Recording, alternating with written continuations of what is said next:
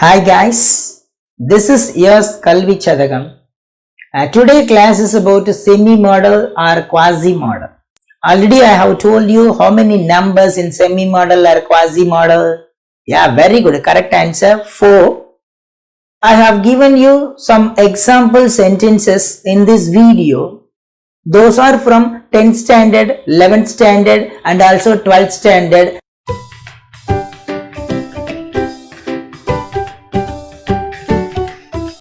I have given you some example sentences from 12th standard book back. So total ஒரு 6 sentences கொடுத்திருக்கேன்.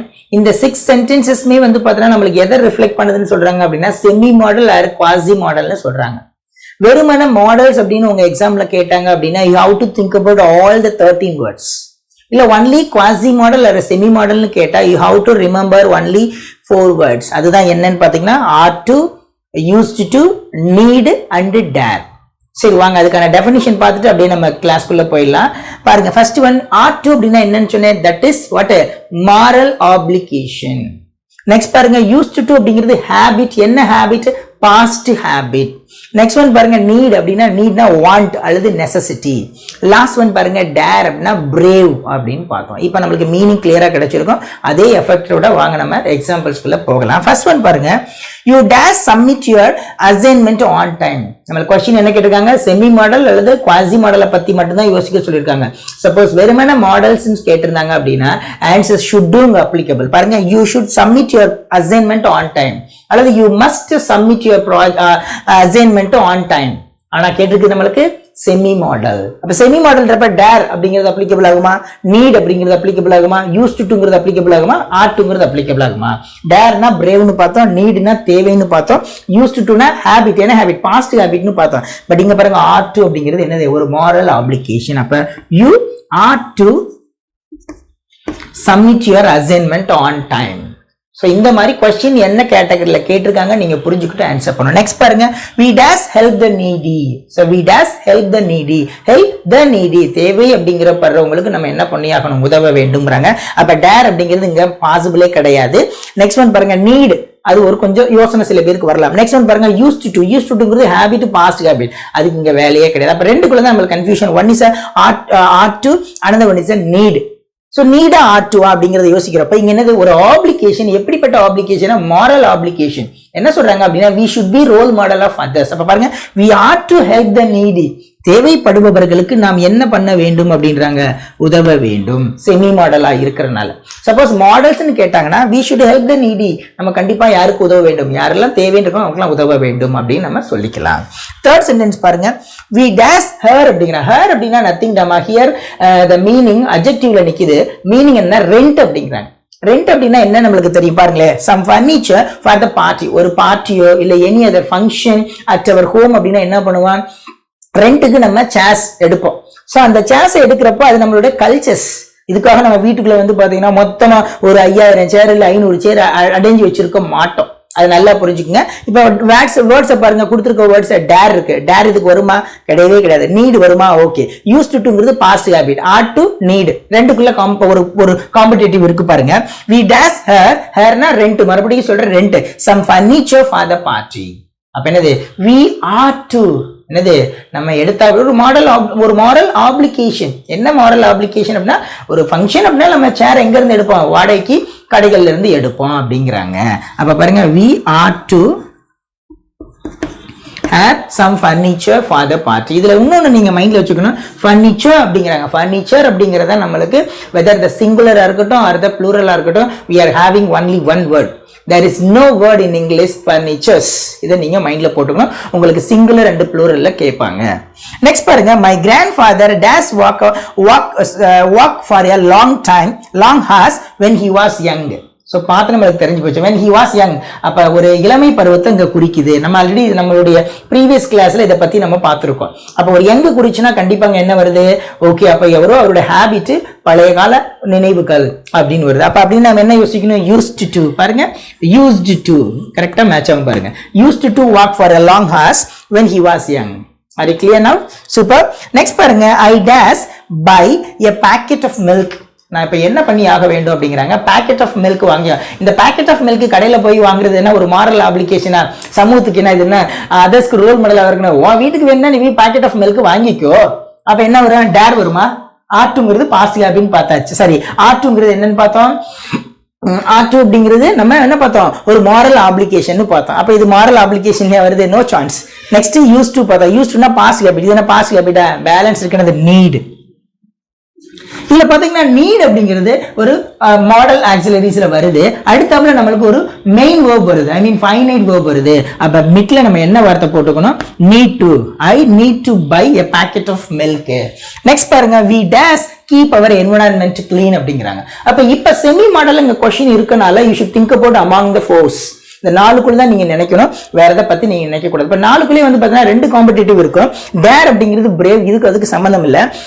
Used to அப்படிங்கிறது positive habit, டெஃபினட்டா சம்பந்தம் இல்ல. ரெண்டு இருக்கு சார், பேலன்ஸ் என்ன சார்? இப்ப பாருங்க, இது ஒரு மாரல் ஆப்ளிகேஷன். இது எப்படி இருக்கணும், we days keep our environment clean. ஒரு மாரல் ஆப்ளிகேஷன் அப்படிங்கிறப்ப நம்ம என்ன பண்ணணும், அதர்ஸ்க்கு ரோல் மாடலா இருக்கணும். அப்ப என்ன பண்ணிக்கலாம் அப்படின்னா, you are to, we are to, we ought to keep our environment clean. Sir என்ன சார், பட் நீங்க ought to சொல்றீங்க, பட் 12th standard எக்ஸாம்பிள்ல need to கொடுத்திருக்காங்க சார். both are correct. என்ன கரெக்ட் அப்படின்னு பாருங்களேன். we ought to keep our environment clean, that is a moral obligation, அதர்ஸ்க்கு role மாடலா இருக்கணும் அப்படிங்கிற. அதே மாதிரி we need to keep our environment clean. so கண்டிப்பா நம்மளுடைய தேவை என்னவா இருக்க வேண்டும், நம்மளுடைய சுற்றுப்புறத்தினை சுத்தமாக வைக்க வேண்டும் அப்படின்னு சொல்லி முடிக்கிறாங்க. அப்ப both are correct answer in the last question. சரிங்க சார், சப்போஸ் மாடல்ஸ்னு கேட்டா என்ன சார், should அப்படிங்கிற வேர்டு applicable, mustங்கிற word applicable. are you clear? so ஃபைனலா இருக்கக்கூடிய ரிமைனிங் 2 sentences from 12th standardல அதை பார்த்துட்டு நம்ம அடுத்த 11th standardக்கு போயிடலாம். பாருங்க, I dash not go out in the dark. So dark அப்படின்னா இருட்டா இருந்தா கண்டிப்பா எல்லாத்துக்கும் என்ன இருக்கும், பயம் இருக்கும். அப்ப பயம் நிச்சயமா இருக்கும்ல. பயம் இருக்கிறப்ப என்ன வரும், அது பிரேவரி ஏதாவது யோசிக்குமா, பிரேவரி சம்பந்தமா நம்ம யோசிக்கலாமா? பாருங்களேன், ஆர்ட்னா என்ன சொன்னேன், மாரல் ஆப்ளிகேஷன். இது என்ன ஒரு மாரல் ஆப்ளிகேஷனா, என்ன முன் உதாரணமாக இருக்கணும். அடுத்து பாருங்க, யூஸ்ட் டு, இது என்ன பாசிட்டிவ் ஹேபிட்டா. அடுத்து நீடு, இதெல்லாம் நான் இருட்டுக்குள்ள போகணும் அப்படிங்கிற எனக்கு தேவையா இல்ல தலையெழுத்தா. அப்ப பேலன்ஸ் இருக்கிறது என்னது அப்படின்னு பாத்தீங்கன்னா டேர். அப்ப I dare not go out in the dark, நான் இருட்டுக்குள்ள எல்லாம் போக பயப்படவே மாட்டேன்ப்பா அப்படிங்கிறாங்க. அடுத்து ஃபைனல் சென்டென்ஸ் பாருங்க, இது நம்ம ஆல்ரெடி பார்த்ததா, ரொம்ப ஃபெமிலியர். கொஸ்டின் வேர்டை வச்சு வந்தாலே இந்த செமி மாடல்ல நீங்க யோசிக்கவே தேவையே இல்லை. ஹவு டேர் யூ, அவ்வளவுதான் 12th. இனி அடுத்து நம்ம எங்க மூவ் ஆக போறோம் அப்படின்னா 11th புக்ல இருக்கக்கூடிய எக்ஸாம்பிள்ஸை பார்க்கலாம். when Kausik was a child, அப்ப கௌசிக் அப்படிங்கிறாங்க, குழந்தைங்கிறாங்க. அப்ப என்னது, குழந்தையா இருந்தார், அப்ப இப்ப குழந்தையா இல்ல. அப்ப ஆட்டோமேட்டிக்கா நம்ம செமி மாடல்ல என்ன ஆன்சரை ஈஸியா பிக் அவுட் பண்ணிடலாம், யூஸ்ட் டு. ஏன்னா அது ஒரு ஹேபிட்டா தான் சொல்ல போறாங்க. பாருங்களேன், when Kausik was a child he dash play in the street.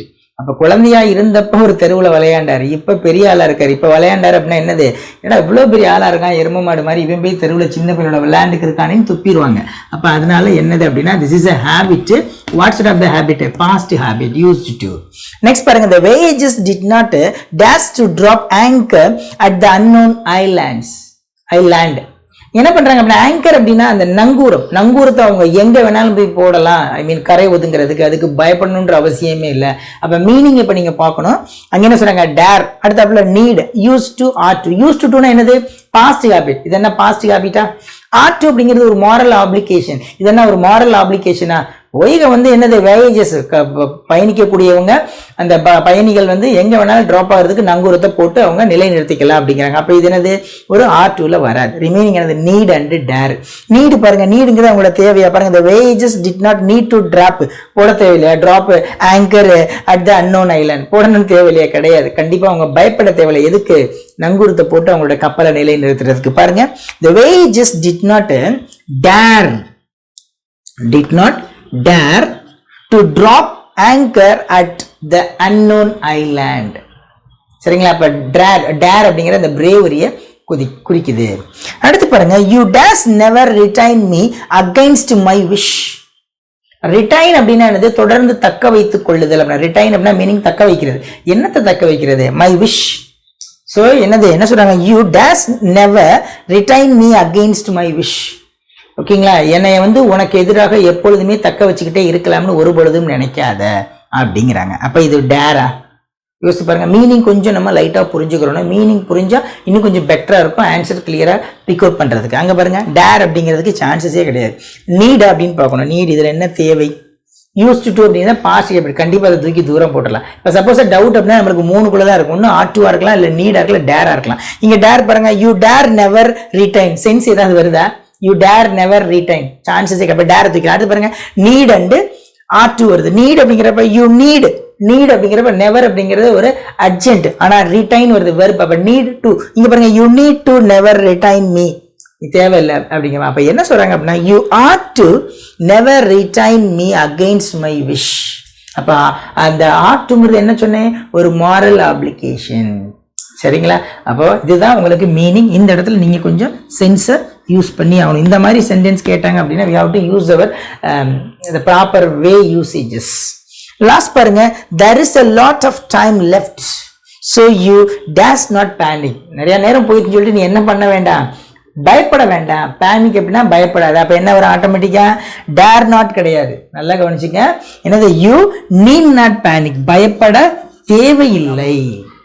From 10th standard புக்ல இருக்கக்கூடிய எக்ஸாம்பிள்ஸை பத்தி பார்க்கலாம். ஸோ ஃபர்ஸ்ட் பாருங்களேன், when I was a child முடிஞ்சு போச்சு. அப்ப என்னது? நான் குழந்தையா இருந்த பொழுதுன்னு ஆரம்பிக்கிறாங்க. அப்ப என்னது? பாஸ்ட் ஒரு ஆக்டிவிட்டி வருதா? அப்ப ஆன்சர் ஈஸியா பிக் அவுட் பண்ணிடலாமா? used to. அடுத்து பாருங்க, my father dash play badminton in the evenings when he was at college. அவர் கல்லூரி பருவத்துல இருந்த பொழுது ஈவினிங் எல்லாம் எங்க இருப்பாரு? அந்த பிளே பண்ணிக்கிட்டு தான் இருப்பாரு. இதுவும் என்னது? ஒரு பாஸ்ட் ஹேபிட். ரீட் பண்ணனே சில ஆன்சர்ஸ் நம்ம ஈஸியா பிக் அவுட் பண்ணிடலாம். சரிங்களா?